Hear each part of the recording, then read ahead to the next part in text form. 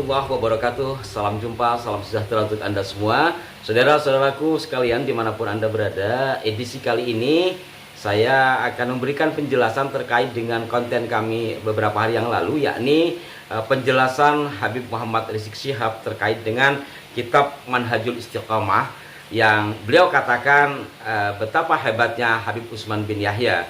Sekilas informasi, Habib Utsman bin Yahya merupakan mertua dari Habib Rizik, kakek mertua Habib Rizik ya. Untuk lebih jelasnya, edisi yang kemarin coba kita simak sekilas.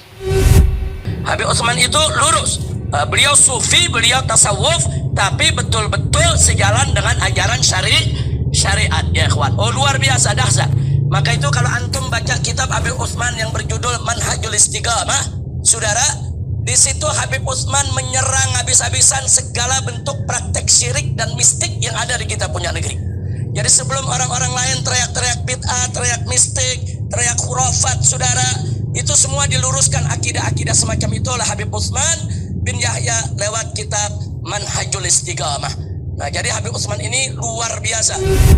Nah, dari keterangan itu aslinya kami ingin menyampaikan kepada sejumlah penanya. Ada yang mengatakan mendapat informasi bahwa kitab itu diragukan sebagai karya dari Habib Utsman bin Yahya.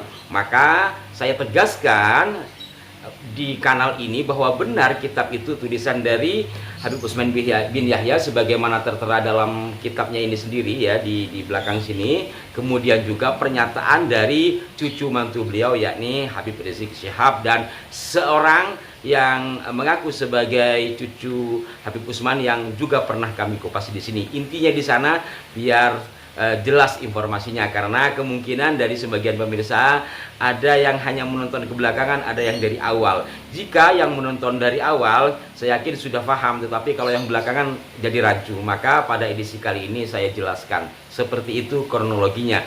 Sekali lagi saya perlihatkan kepada Anda, inilah kitabnya Manhajul Istiqomah fi Dini Bisalamah, yang apabila menurut Habib Rizik Syihab isinya sangat luar biasa, beliau anti bid'ah dan segala macamnya. Benar, di sini dijelaskan macam-macam bid'ah ya. Di sini dijelaskan macam-macam bid'ah, mulai dari sesajen, ancak, cara hari baik, hari buruk untuk pengantenan dan segala macamnya yang berkenaan dengan tradisi yang ada di Nusantara. Dan yang menjadi bahasan atau poin atau bahkan menjadi polemik itu adalah penilaian beliau terhadap orang yang masuk thariqah Naqsabandiyah khususnya, yang pada masa itu disebut sebagai perbuatan ghurur. Dan lebih fatal lagi ketika beliau mengatakan bahwa perbuatan bikin rusuh negeri sebagaimana terjadi di Cilegon, Banten, dan Bekasi ini yang kemudian menghangat. Karena apa yang terjadi di Cilegon itu adalah perjuangan para ulama yang mayoritas adalah ulama-ulama thariqah yang dimotori atau dimotivasi oleh Syekh Abdul Karim, seorang mursyid thariqah yang pada saat itu beliau sudah ada di Mekah. Dan bagi Anda yang sudah menyaksikan tentu sudah paham ya. Bagi Anda yang belum, mohon ditonton biar tidak rancu. Dan sebagai ilustrasi seperti apa penyampaian dari Habib Utsman bin Yahya dalam kitabnya ini, hukum menurut beliau terkait dengan geger Cilegon.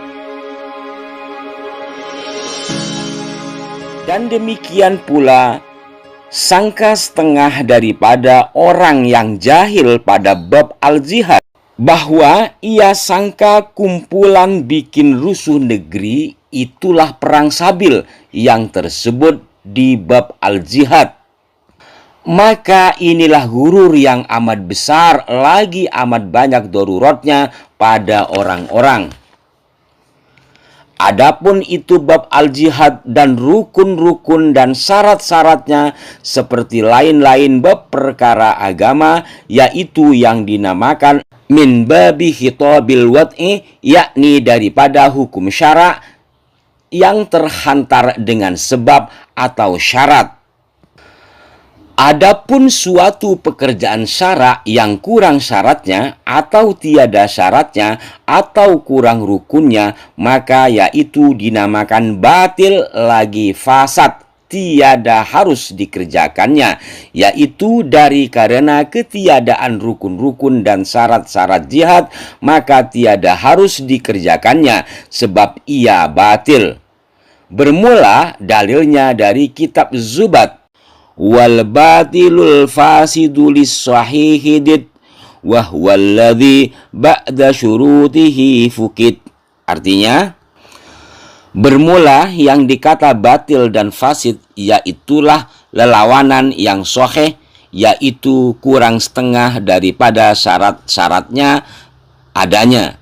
Maka dari ini diketahui bahwa perbuatan bikin rusuh negeri sebagaimana yang telah jadi di Cilegon, Banten dan yang dahulu di Bekasi, sekalian itu batil, bukannya jihad, sebab tiada syarat-syaratnya, malahan perbuatan begitu rupa melanggar agama dengan menjatuhkan beberapa banyak darurat pada orang-orang, sebagai yang telah jadi dahulu di negeri Jeddah. Maka dihukum oleh Raja Islam dengan segala hukuman atas orang-orang yang bikin rusuh negeri itu. Pula diketahui bahwa itu perbuatan begitu rupa melanggar syarak dan juga membusukkan nama agama jika dikata bahwa agama yang perintah bikin begitu. Dan tiap orang-orang yang seperti di dalam perkara bab al-jihad, tentu ia tahu bahwa itu perbuatan yang tersebut itu bukannya jihad, hanya itu perbuatan menjatuhkan kecelakaan atas diri dan atas orang-orang. Nah, saudara-saudaraku sekalian, bagi Anda yang hanya menyimak isi kitab ini tadi, mungkin bingung, apa sih yang dimaksud bikin rusuh negeri sebagaimana yang jadi di Cilegon? Nah, itu Anda bisa melihat dalam buku Profesor Dr. Sartono Kartodirjo, dalam buku yang sangat tebal, buku penelitian. Nah, di situ jelas bagaimana upaya dari masyarakat Banten atau Cilegon khususnya yang ingin membebaskan diri dari kungkungan penjajah Belanda, yang peristiwa itu berlanjut dari tahun ke tahun dan penuh juga dengan musibah. Selain musibah alam, musibah juga yang dibuat oleh pemerintahan Hindia Belanda, terutama pemerintahan setempat di sana, sehingga mereka melakukan pemberontakan menurut istilah penjajah, pemerintah kolonial ya. Dan perjuangan para ulama thariqah itulah yang oleh Habib Utsman bin Yahya disebut sebagai perbuatan memburukkan nama agama dan sebagainya, yang mana semua itu ditulis, dikutip di berbagai sumber buku, baik buku penelitian, buku yang sekunder, termasuk buku-buku primer. Maka itulah penting untuk disampaikan agar kita semua sebagai generasi bangsa mengetahui berbagai hal yang terjadi di masa lalu, sehingga tidak hanya sekedar mendengar sekilas lalu dipercaya begitu saja, kemudian ketika ada orang menjelaskan dianggap salah dan dianggap anti.